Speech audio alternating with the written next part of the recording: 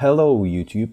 Today I would like to represent to you and review on Joseph Nye's book, which called Soft Power, The Means to Success in World Politics. It was published in 2005 and quickly became one of the most popular books about international relations. So if you like to learn about the concept of soft power or to refresh it, you are very welcome. Author starts by mentioning Niccolo Machiavelli, who once said that for politicians it was more important to be feared than to be loved. But in today's world, it is best to be both. Winning hearts and minds has always been important, but it is even more so in a global information age. Modern information technology is spreading information more widely than ever before in history. Yet, political leaders have spent little time thinking about how the nature of power has changed, and more specifically, about how to incorporate the soft dimensions into their strategies for wielding power. Nye gives two definitions of power. First one is more broad. Power means the ability to get the outcomes one wants. And the second one is more detailed. Power is the ability to influence the behavior of the others to get the outcomes one wants. Originally, power used to be built on military and economy. This is hard power. But sometimes you can get the outcomes you want without threats or payoffs. The indirect way to get what you want has sometimes been called the second phase of power, and this is soft power. The soft power of the country rests primarily on three resources: its culture, its political values, and its foreign policies. Soft power is not a constant, but something that varies by time and place. Nye also mentioning smart power, which he defines as combination of hard and soft power. The United States has many resources that can potentially provide soft power. Economic progress of US contributes not only to wealth, but also to reputation and attractiveness. America is the world's largest economy. Nearly half of the top 500 global companies are American. The country attracts more foreign immigrants than anybody. USA is the far and away the world's #1 exporter of films and television programs. Also publishes more books than any other country. Ranks first in Nobel Prizes for physics, chemistry and economics. Publishes nearly 4 times as many scientific and journal articles as the next runner-up, Japan, and etc.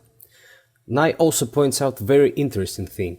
He thinks that much of American soft power has been produced by Hollywood, Harvard, Microsoft and Michael Jordan. Defensive effort by Jordan, who has it on the break, driving all the way in. Oh, got an unbelievable move. He put it in and it counts. Can you believe that? Watch him drive to the hoop. The hang time, he gets fouled. He believes that attractiveness of US pop culture was one of the most important factors of the victory in the Cold War. Of course, the United States does not rank at the top in all measures of potential attraction. According to the 2003 United Nations Development Programme's Quality of Life Index, which takes into account not only income but also education, healthcare and life expectancy, Norway, Iceland, Sweden, Australia, the Netherlands and Belgium rank ahead of the United States as the best countries in which to live. Also, despite its impressive resources, the attractiveness of United States declined quite sharply in 2003. In the run-up to the Iraq War, polls showed that the United States lost a lot of support in the most European countries. Levels of support were even lower in the Islamic countries. Nye devotes a chapter on others' soft power and starts with the America's primary competitor during the Cold War, USSR. Soviet Union attracted many people in Europe because of the resistance to Hitler, and in colonized areas such as Africa and Asia because of its opposition to European imperialism. The utopian promise of the communism appealed to many people in the various parts of the world. High economic growth rates in the early period of post-war reconstruction bolstered Soviet claims that it would overtake the West. The apparent success of the Soviet planned economy provided the Soviets not only with the hard resources, but also a degree of soft power resources as well. The 1957 launch of the Sputnik, the first space satellite, led many people in European countries to believe that the USSR was ahead of United States in space, and that science occupied a more respected position in Soviet culture than in American. The USSR also placed great emphasis on demonstrating the superiority of its cultural and educational systems, spending large sums on the arts. Also, the Soviets invested heavily in the sports, and over the decades, Soviet Olympic teams won more gold medals than the US in the Winter Games, and they are second in the Summer Games. Pop culture, however, was an entirely different story. The closed nature of Soviet system and its constant effort to exclude bourgeois cultural influences meant that the Soviet Union ceded the battle for the mass culture, never competing with American global influence in film, television or popular music. American music and films leaked into Soviet Union with profound effects, but the Soviet products never found an overseas market. There was no socialist Elvis.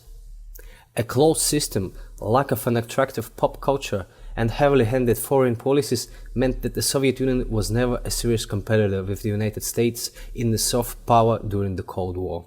Currently, the closest competitor to the United States in soft power resources is Europe. European art, literature, music, design, fashion and food have long served as global cultural magnets. Taken individually, many European states have a strong cultural attractiveness. Half of the 10 most widely spoken languages in the world are European. No single European state can hope to compete with the United States in size, but taken as a whole, Europe has a market of equivalent size and a somewhat larger population. Furthermore, the European Union as a symbol of the United Europe itself carries a good deal of soft power. But bureaucratic obstacles and the rigid labor markets may hamper rapid economic growth, and underlying demographic trends are unfavorable. If nothing changes, by 2050, the median age may be 52. It will be 35 in the US. With a population that not only aging but shrinking, Europe will have to accept increasing number of immigrants, which is politically difficult. Or accept that being older and smaller will diminish its influence in the world affairs. The Europeans are aging in a world that is becoming younger. Asian countries also have impressive potential resources for soft power. The arts, fashion and the cuisine of Asia's ancient cultures have already had a strong impact on the other parts of the world. But in the 50s, Asia had an image of poverty and starvation. Real resurgence of Asia began with economic success of Japan. Japan is the home to the 3 of the top 25 multinational brand names, Toyota, Honda and Sony. In the 80s, Japan derived considerable soft power from its manufacturing process and management techniques. But perhaps the greatest influence has the video game industry. Japanese images dominated children's dreams with their mix of cuteness and power. Japan's traditional arts, design and cuisine have long found followers outside the country. Japan also benefits from the cultural attractiveness of its traditional spiritual disciplines, such as Zen, Buddhism, and the martial arts. But, like Europe, Japan faces serious demographic challenges. By the middle of the 21st century, Japan's population could shrink by 30% unless it attracts 17 million immigrants, a difficult task in a country that has been historically resistant to immigration. Moreover, the Japanese language is not widely spoken. Also, Japan's culture remains much more inward-oriented. Next up, 2 rising powers in international relations, India and China. Rapid economic growth is likely to increase both countries' hard and soft power, but Nye thinks that they still have a long way to go. Both countries have a reputation for a major corruption in government. In foreign policy, both countries' reputations are burdened with the problems of the long-standing conflicts over Taiwan and Kashmir. The information age has been marked by the increasingly important role of non-state actors on the international stage. This is not totally new. For example, Roman Catholic Church had a great influence on international relations for centuries. Nye believes that such non-governmental organizations as Amnesty International, the International Red Cross, Greenpeace, Doctors Without Borders, and Transparency International have a big influence in today's world. Thus, the main theses of this book are: Soft power is more difficult to wield than military and economic, because many of its crucial resources are outside the control of governments and their effects depend heavily on acceptance by receiving audiences. Soft power resources often work indirectly by shaping the environment for policy, and sometimes take years to produce the desired outcomes. If you have an opportunity, I strongly recommend that you read this book completely. It is worth it. And please let me know your impressions and ideas. If you want to see a review on any book on international relations, then write about it in the comments. Subscribe to the channel. See you later.